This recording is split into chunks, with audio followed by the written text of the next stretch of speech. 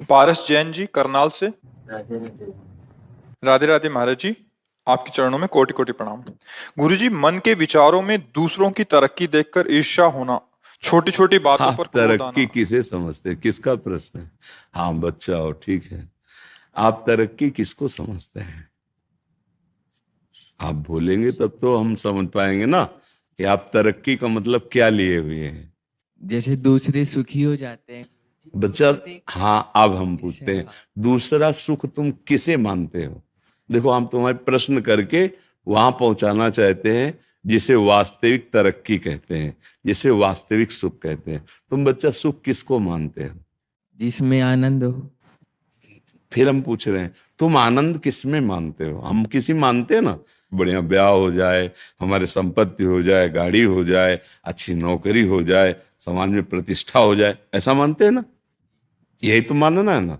हाँ बच्चा, ये लौकिक सुख जो है, मायाकृत जो सुख है, वो पुण्य के प्रताप से मिलता है। अगर आपने पूर्व पुण्य किए हैं, तपस्या है आपकी, तो आपको यहाँ सब सुविधाएं मिलती चली जाएंगी, वैसी बुद्धि प्रवीण होती चली जाएगी, पढ़ाई लिखाई में वैसी अनुकूलता मिलती चली जाएगी। और यदि आपका पूर्व पुण्य नहीं है तो आप प्रयास करेंगे और बाधा आपके सामने खड़ी होती चली जाएगी। आप पढ़ लिख गए, नौकरी नहीं मिल रही, या आप बहुत पढ़ाई में उत्साह रखते हैं लेकिन अनुकूल ट्यूशन नहीं मिल रहा, अनुकूल हमारी व्यवस्था नहीं हो पा रही। लौकिक उन्नति में हमारे पुण्य होते हैं, लौकिक अवनति में देखो, जैसे अज्ञानी जन ना माने, लेकिन आप देखो, कोई भी आदमी, कोई भी व्यक्ति जो विवेक बुद्धिमान है, क्या कसर उठा रखता है क्या कि मुझे सुख मिले और कभी दुख ना मिले? कोई कसर, आप बोलो, सब चाह रहे हो ना, तो है ना कोई जो मुझे जबरदस्ती दुख देता है? वो मेरा कर्म है, वो मेरा कर्म है। बस यही अध्यात्म समझाता है कि आप आए हुए दुख सुख को धैर्यपूर्वक बुद्धिमानी से बचकर निकल जाओ। और भजन एक ऐसी वस्तु है, भगवान का नाम जप, भगवान की लीलाओं का गायन श्रवण और दूसरों में भगवत भाव करके सेवा, ये आपकी बाधा रूपी जो पाप कर्म है उनको भस्म कर देगा। अब ये बात अपने को पता नहीं, ओ ये बात उसको भी पता नहीं जिसको ये सामग्री मिली हुई, सुंदर स्त्री या सुंदर पति या गाड़ी, रुपया, पैसा, जो आप सोच रहे हैं, जिसको देखकर आप ललचा रहे हैं, वो उसके पास वस्तुएं हैं, पर वो भी अशांत है, उसके अंदर भी कामना है, वो भी तृष्णा से युक्त है, भय से युक्त है, और वो मृत्यु से भी भयभीत है। तो भैया कहां सुख हुआ? जो अशांत है तो वो कहां, वो किसी और को देख रहा है। आप देख रहे हैं तो वो किसी और को देख रहा है, वो किसी और को देख रहा है।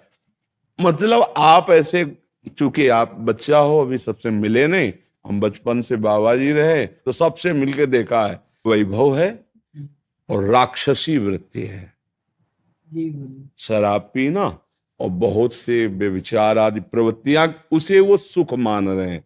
अगर मानो होता, जैसे अपने लोगों को मन समझाता है कि ये सब वैभव, तो वो क्यों रोते हमारे सामने आके?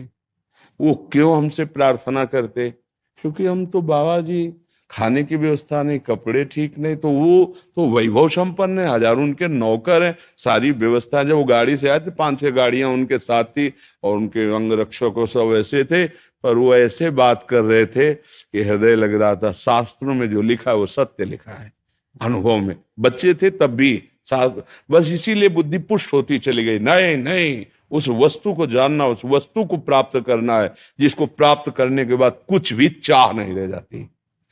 तो बच्चा, भगवान का नाम आपके जो उन्नति में बाधक है उनको नष्ट कर देगा। हमारे जो रसिकाचार्य महापुरुष हैं, उन्होंने कहा है, राधा वल्लभ भजत भज भली भली सब होए, जीते विनायक शुभ अशुभ, विघ्न करे नहीं कोय, विघ्न करे नहीं कोय, डरे कलिकाल कष्ट भय, हरे सकल संताप, हरसि हरि नाम जपत जय। वो विजय को प्राप्त हो जाता है। कोई भी विघ्न, देखो हम डरते हैं कि जैसे बताया गया कि कोई ग्रह तुम्हारे खिलाफ, अगर वो अनुकूल हो जाए तो तुम्हारी उन्नति हो जाए, तुम्हारी उन्नति में अमुक ग्रह बाधक, ऐसा है, ऐसा कोई झूठा नहीं है। ज्योतिष शास्त्र सत्य है। ग्रह नक्षत्रों का प्रभाव हमारे ही कर्म से विपरीत और अनुकूल होगा, वो ऐसे नहीं है। देखो, जितने भी ग्रह नक्षत्र हैं, जितने भी लोकपाल हैं, जितने भी काम क्रोध लोभ मोह मद मत्सर आदि हैं, ये भगवान का विभाग है, शासन विभाग। आप अभी कानून के अभी आप देखो, कानून के अनुकूल चलो ना तो आपका सहयोग करेंगे, और कानून के प्रतिकूल चलो तो वही थप्पड़ मारेंगे, नहीं मारेंगे। तो जितने भी शनिचर ग्रह शुक्र जो जो भी है, जिते विनायक शुभ अशुभ, अब आप भगवान की शरण में होकर नाम जप करते हो, धर्म से चलते हो, तो सब उल्टा जगह में बैठे हो, सब उल्टा ग्रह में बैठे हो, फिर भी कुछ नहीं बिगड़ सकता। हाँ, गोस्वामी जी ने कहा है, तुलसीदास, जान की नाथ सहाय करें तब कौन बिगाड़ सके धरते हो। हमारे यहाँ हरि को आपकी उन्नति, आपके सतमार्ग पर ये बात समझ कम आती है। अच्छा, आज जो पाप करते सुखी है, तो पूर्व का पुण्य हमारा संयोग कर रहा है, वो स्थायी तो है नहीं। जब खत्म होगा ना पुण्य, तो ये जो नवीन कर्म है और पीछे भी स्टॉक जो हमारा पाप का है, वो दोनों का जहां मिलान हुआ नष्ट हो जाएगा, चौपट हो जाएगा। बोले क्या?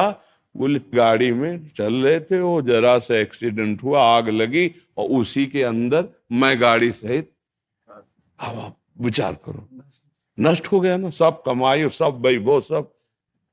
जब जीवन ही न, पाप कर्म कभी किसी को बख्शता नहीं है, अधर्म। तो बच्चा, माता पिता की आज्ञा में रहो, जितना बने राधा राधा जपो, और मन लगा के पढ़ो। अगर आप ब्रह्मचर्य रहोगे तो ब्रह्मचर्य में इतनी सामर्थ्य है कि एक बार जो सुन लिया गया वो जीवन भर याद रहा है। अब तो इतनी औषधियां, इतना सब शरीर पीड़ा में है, एक बार बोला बस, कभी भी जीवन में सुन लेना, स्मृति जागृत हो जाती है। हम जो बार बार पढ़ते हैं याद नहीं होता ना, उसका कारण ब्रह्मचर्य की हीनता है। तो अभी नई अवस्था है, हम तुम्हें नियम बताते हैं। सुबह सूर्य उदय के पहले उठो, जल पियो, पानी रख लो, अनुकूल करो उसे गर्म, इतना कि आराम से। वज्रासन में बैठना जानते हो?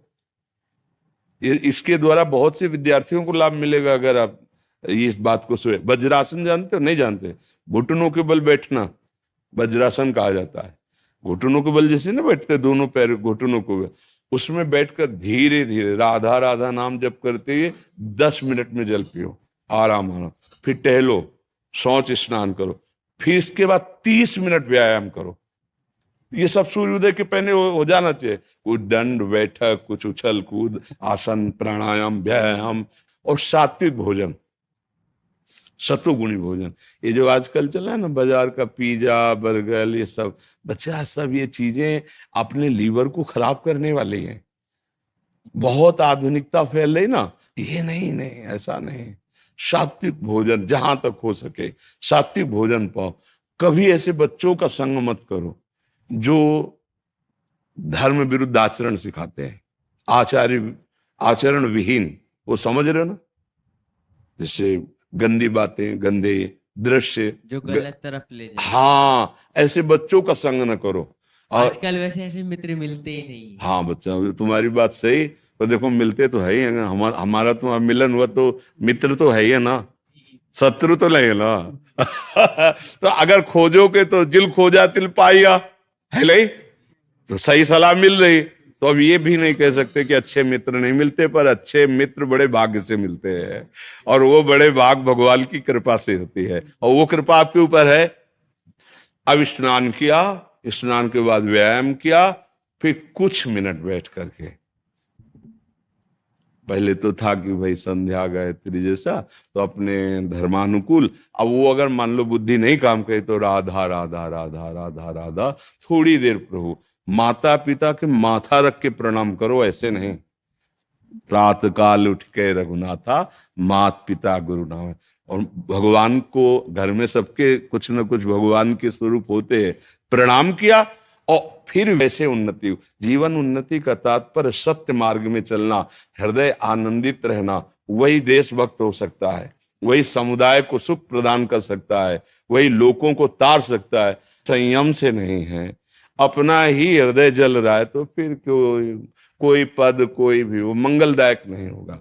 इसलिए बच्चा उस उन्नति को मत देखो, इस उन्नति को देखो, धर्म पूर्वक चलो। और बिल्कुल हमारी प्रार्थना मान लेना, जब तक पाणी ग्रहण संस्कार ब्याह ना हो तब तक ब्रह्मचर्य पर दृष्टि रखना, और जब ब्याह हो जाए तो भगवान जैसे गृहस्थी के नियम बताए, फिर आप देख लेना गृहस्थी में भी रहते हुए आप तेजस्वी रहेंगे, आप बलवान रहेंगे, आप एक विवेकवान रहेंगे, आप समुदाय को ऐसे संग बना लेंगे जिससे सबका मंगल हो। हम आचरण विहीन बच्चे होते जा रहे हैं, धर्म विहीन होते जा रहे हैं, माता पिता गुरुजनों का अपमान करते जा रहे हैं, छोटे छोटे बच्चे गंदे नशे कर रहे हैं।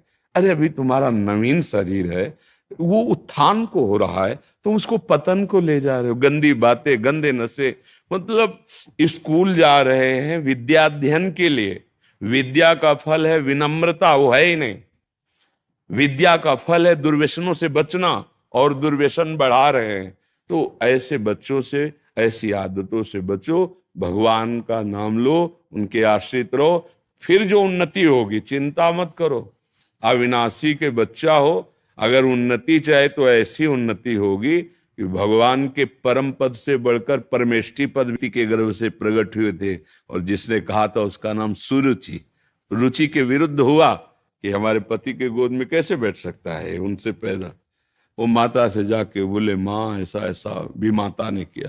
बोले वो ठीक कह रहे हैं महाराज, तो मुझे अब पत्नी की दासी भी मानने के लिए, तो तुम जाओ और भगवान नारायण का, भगवान श्री हरि का भजन करो। अब है ना, हम क्या कर रहे हैं, हम अधर्म गलत आचरणों में फंसकर ऊंचाई पर चढ़ना चाहते हैं। अगर गंदे आचरण कर रहे हो, अधर्म कर रहे हो, आपकी उन्नति हो रही तो हर्षित मत होना। जैसे होता है ना, किसी को छठ में चढ़ा जाए तो वो सोच रहा है बहुत ऊपर ले चढ़ रहे, ऐसी जगह से पटके जाओगे, किसी काम के नहीं रहोगे। और धर्म से चल रहे हो, दीपक की तरह प्रकाश हो रहा है, कुल परंपरागत चलता रहेगा।